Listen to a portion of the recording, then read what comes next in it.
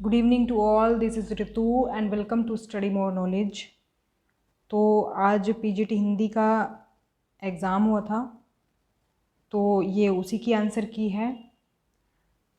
तो वैसे अगर एग्ज़ाम देखा जाए तो इजी टू मॉडरेट कह सकते हैं इसमें पीजीटी लेवल के अकॉर्डिंग। जैसा कि हमने देखा था, जो टीजीटी लेवल का आया था वो इससे थोड़ा हाई लेवल था, जबकि ये एक दूसरे के अपोजिट मुझे लग रहे हैं। मतलब ये वाला लेवल टीजीटी का होना चाहिए था। तो चलिए जो भी है अभी देख लेते हैं एक बार आंसर की। तो फर्स्ट क्वेश्चन है, तुम्हारे मुंह में घी शक्कर का सही अर्थ होगा। तो इसमें फर्स्ट ऑप्शन करेक्ट हो जाएगा, ईश्वर करे तुम्हारा समाचार सत्य हो। तो सेकंड क्वेश्चन है, रीतिकाल को सर्वप्रथम श्रृंगार काल नाम रखने का सुझाव किसने दिया था। तो इसमें सेकंड ऑप्शन हो जाएगा करेक्ट, आचार्य विश्वनाथ प्रसाद मिश्र। इसके बाद है, विलोम की दृष्टि से असंगत युग्म है। तो ये हो जाएगा डी ऑप्शन। बाकी जो हैं वो विलोम शब्द एक दूसरे के बिल्कुल सही है दिए हुए हैं, डी ऑप्शन गलत है इसमें। इसके बाद है, यथाशक्ति में समास है।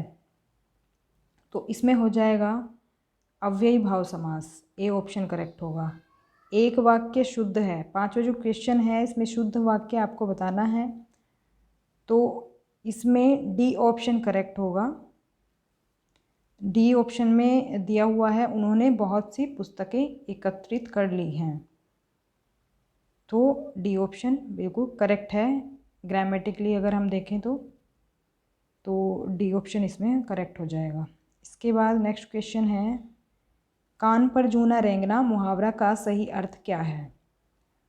तो इसमें हो जाएगा डी ऑप्शन, बिल्कुल ध्यान नहीं देना। कहते हैं ना कि इसके तो कान पर बिल्कुल जू नहीं रेंग रही है, जो कहा जा रहा है उसके लिए। क्वेश्चन नंबर 7 है, निम्नलिखित में अघोष महाप्राण ध्वनि है। तो ये हो जाएगा ऑप्शन नंबर ए ख। ख हो जाएगा, अघोष भी और महाप्राण भी। तो इसमें जो टिक लगे हुए हैं उस पर ध्यान न दें। 8 जो क्वेश्चन है वो है, बिहारी अकेले कवि हैं जिन्होंने ग्रामीण संस्कृति के विरुद्ध घृणा की अभिव्यक्ति की है, यह कथन किसका है। तो यह कथन है बच्चन सिंह का, डी ऑप्शन इसमें करेक्ट हो जाएगा। इसके बाद क्वेश्चन नंबर 9 है, निम्नलिखित वाक्यों में कौन सा शुद्ध है। तो इसमें हो जाएगा सी ऑप्शन, शब्द केवल संकेत मात्र हैं। अगर आप एलिमिनेशन के थ्रू भी करें तब भी कर सकते हैं। तो देखो ए जो है इसमें अगर आप देखें तो हम बोलते हैं कि मैं आपके दर्शन करने आया हूँ, आपका दर्शन करने आया हूँ नहीं बोलते हैं, तो ये तो वैसे ही एलिमिनेट हो जाएगा। मेरे लिए ठंडी बर्फ़ और गर्म आग लाओ, तो ये भी इसमें हो जाएगा गलत हो जाएगा इसमें।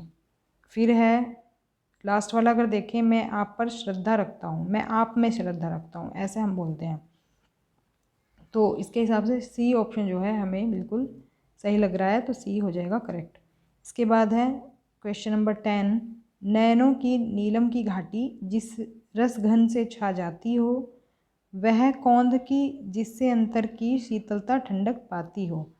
तो ये कामायनी की कुछ पंक्तियां हैं और पूछा गया हमसे किस सर्ग से ये ली गई हैं। तो इसमें ऑप्शन नंबर ए जो है वो हो जाएगा करेक्ट आंसर, लज्जा। लज्जा सर्ग से ये ली गई हैं। नेक्स्ट क्वेश्चन देख लेते हैं।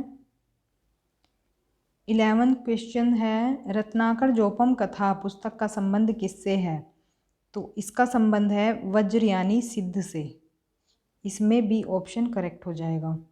अष्टाध्यायी के रचनाकार हैं, बहुत इजी है, पाणिनि हो जाएंगे इसके रचनाकार।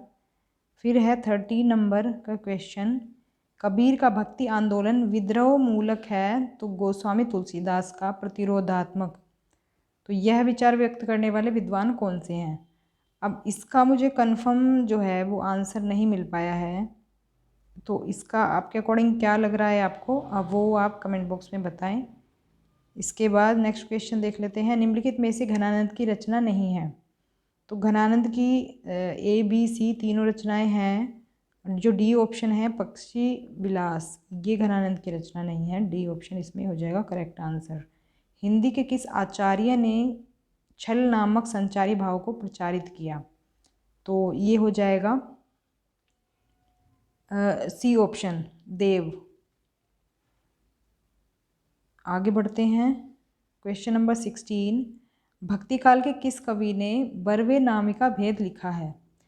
आई थिंक इसमें टाइपिंग मिस्टेक है, बरवे नायिका भेद होना चाहिए था, ये बरवे नायिका। तो इसका जो आंसर है वो हो जाएगा ऑप्शन नंबर ए, रहीम। इसके बाद है छोटी हल्की गोल और किनारेदार थाली दिखाओ, वाक्य में अपेक्षित है। मतलब इसमें किस किस चीज़ किन किन चीज़ों का यूज़ हुआ है ये हमसे पूछा गया है। तो इसमें जो है ये ऑप्शन नंबर ए करेक्ट हो जाएगा, 3 अल्प विराम और एक पूर्ण विराम। अब देखो एक्स्ट्रा चीज़ क्या पूछी गई हमसे, ये योजक चिन्ह के बारे में पूछा हुआ। अब योजक चिन्ह वाली कोई शब्द हमें दिख नहीं रहा है इसमें। योजक चिन्ह तो एक तरह की चीज़ें जो दी हुई होती हैं, एक तरह के जो शब्द दिए होते हैं उनके बीच से संबंध दिखाने के लिए योजक चिन्ह का यूज़ किया जाता है। तो इसमें योजक चिन्ह का कहीं यूज़ नहीं दिख रहा है, तो इसीलिए इसमें योजक नहीं चिन्ह नहीं आएगा। तो इसीलिए हमारा ऑप्शन नंबर ए करेक्ट हो जाएगा। और ये हैं हमारे अल्प विराम, जो ये कोमा हम लगा देते हैं बीच बीच में। इसके बाद है अकहानी आंदोलन के पुरस्कर्ता माने जाते हैं। तो ये पुरस्कर्ता का मतलब होता है जो प्रस्तुत करने वाला होता है। तो इसका ऑप्शन ए करेक्ट हो जाएगा, गंगा प्रसाद विमल। ऑप्शन नंबर ए करेक्ट होगा। इसके बाद निश्चय शब्द में कौन सी संधि है? तो इसमें हो जाएगा विसर्ग संधि। इसको जो अगर हम संधि विच्छेद करेंगे तो इसका हम बनाएंगे नी प्लस च। तो श जो है वो विलुप्त हो जाता है इसमें विच्छेद करते टाइम, और विसर्ग का रूप ले लेता है। तो विसर्ग संधि हो जाएगी इसमें। एक वाक्य शुद्ध है। अब देखो इसमें शुद्ध वाक्य जो है वो बताना है, तो बाकी सब अशुद्ध वाक्य हैं। फोर्थ जो ऑप्शन है वो सही है, अनसुईया अत्रि ऋषि की पत्नी थी। बाकी ऑप्शंस को देखो, एलिमिनेशन के थ्रू भी कर पाओगे आप। जैसे पहले में दो देखो, तट पर लगे वृक्षों और लताओं, वृक्षों होना चाहिए था यहाँ पर होना चाहिए था वृक्षों और लताओं। उसके बाद सभा में उपस्थित हर एक सदस्यों का यही मत था। तो हर एक सदस्य का यही मत था, हर एक हमने लगा दिया ना, तो यहाँ पर सदस्य आना चाहिए था, ना कि सदस्यों। तो हर एक के बारे में अगर हम कह रहे हैं तो फिर है ऋषि मुनि आदियों के द्वारा हमें ज्ञान मिला। तो आदियों नहीं लगाएंगे हम कहेंगे ऋषि मुनियों के द्वारा हमें ज्ञान मिला। तो इसीलिए ये तीनों तो हो जाएंगे अशुद्ध वाक्य, और डी ऑप्शन हमारा हो जाएगा शुद्ध वाक्य। नेक्स्ट क्वेश्चन पर चलते हैं। भाग्य का पर्यायवाची नहीं है, तो भाग्य का पर्यायवाची कौन सा नहीं है? ये हो जाएगा बी ऑप्शन, नियत। तो भाग्य का जो पर्यायवाची होता है वो होता है नियति। अब देखो नियत और नियति दे के कन्फ्यूज़ कर दिया है, नियति होता है भाग्य, और बाकी भी पर्यायवाची हैं। तो नियत नहीं है, नियत कहते हैं ना तुम्हारी नियत ठीक नहीं है इस तरह से, तो नियत नहीं होगा भाग्य का पर्यायवाची। तो बी ऑप्शन हमारा इसमें हो जाएगा करेक्ट। इसके बाद नई कविता के विषय में असत्य कथन है। तो नई कविता के विषय में देखो मैंने जो अपना जो एनालिसिस किया है उसके बाद मुझे लगता है इसमें बी ऑप्शन करेक्ट होना चाहिए। आपके अकॉर्डिंग कौन सा लगता है आप भी बता सकते हैं। बाकी देखिए क्योंकि इसमें जो है ना, इसमें मतलब काफ़ी लोग दुखी रहते थे उस वक्त, ऐसा दौर चल रहा था, तो जीवन के प्रति आस्था नहीं इसमें दिखाई देती है बल्कि निराशा देखने को मिलती है। तो मेरे हिसाब से इसमें बी होना चाहिए। इसके बाद देख चलते हैं आगे। निम्न में कौन गीति नाट्य नहीं है? तो ये हो जाएगा डी ऑप्शन, सुमित्रा नंदन पंत का ज्योत्सना। तो ज्योत्सना जो है ये कविता कोश है, गीति नाट्य नहीं है, बाकी सभी गीति नाट्य हैं। नेक्स्ट क्वेश्चन है जेहाल मिस्किम वकुंग तगाफुल दुराए नैना बनाए बतिया। तो इस तरह की जब भी आपको लाइनें मिलती हैं आपका ध्यान जाना चाहिए कहाँ पर? अमीर खुसरो पर। तो इस तरह की पंक्तियाँ ज़्यादातर अमीर खुसरो ने ही लिखी हैं। तो ए ऑप्शन इसमें करेक्ट हो जाएगा। इसके बाद है बूढ़े मुँह मुहासे प्रहसन के लेखक हैं। तो क्वेश्चन नंबर 25, इसके जो लेखक हो जाएंगे वो हो जाएंगे राधाचरण गोस्वामी। अब देखो दोनों नाम एक जैसे लग रहे हैं, राधा कृष्ण दास भी और राधाचरण गोस्वामी भी, लेकिन ए ऑप्शन करेक्ट होगा इसका, ये करेक्ट हो जाएगा इसमें। उसके बाद चलते हैं नेक्स्ट क्वेश्चन पर। छायावाद बड़ी सहृदयता के साथ प्रभाव साम्य पर ही विशेष लक्ष्य रखकर चला है। छायावाद के संबंध में यह कथन किसका है? इसको भी मैंने काफ़ी सर्च किया लेकिन इसका मुझे सही आंसर नहीं मिल पाया है, तो बताएंगे इसका सही आंसर क्या होना चाहिए आपके अकॉर्डिंग। इसके बाद है तार सप्तक का प्रकाशन काल है, तो इसका ऑप्शन नंबर ए करेक्ट हो जाएगा 1943। फिर है तुलसीदास चंदन घिसे निबंध के लेखक हैं, तो इसके लेखक हैं हरिशंकर परसाई।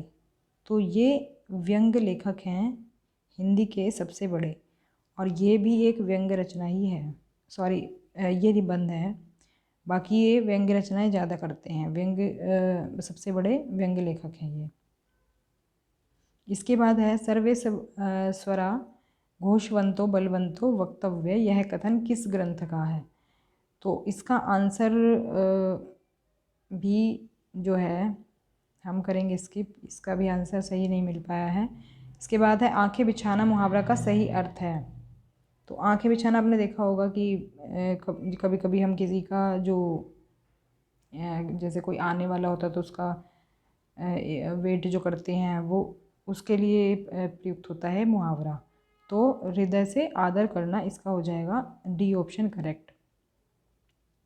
तो बाकी के क्वेश्चन हम करेंगे नेक्स्ट वीडियो में। सो वीडियो अगर पसंद आई हो तो लाइक कर देंगे, लाइक कर देना, शेयर भी कर देना और चैनल को भी सब्सक्राइब कर लेना, क्योंकि इसमें इस चैनल पर आपको हिंदी से रिलेटेड और भी वीडियोस मिलेंगे आगे। बाकी आपके इन क्वेश्चंस में से कितने सही हैं ये भी आप कमेंट बॉक्स में बता दीजिएगा। सो थैंक्स फॉर वॉचिंग, मिलते हैं नेक्स्ट वीडियो में।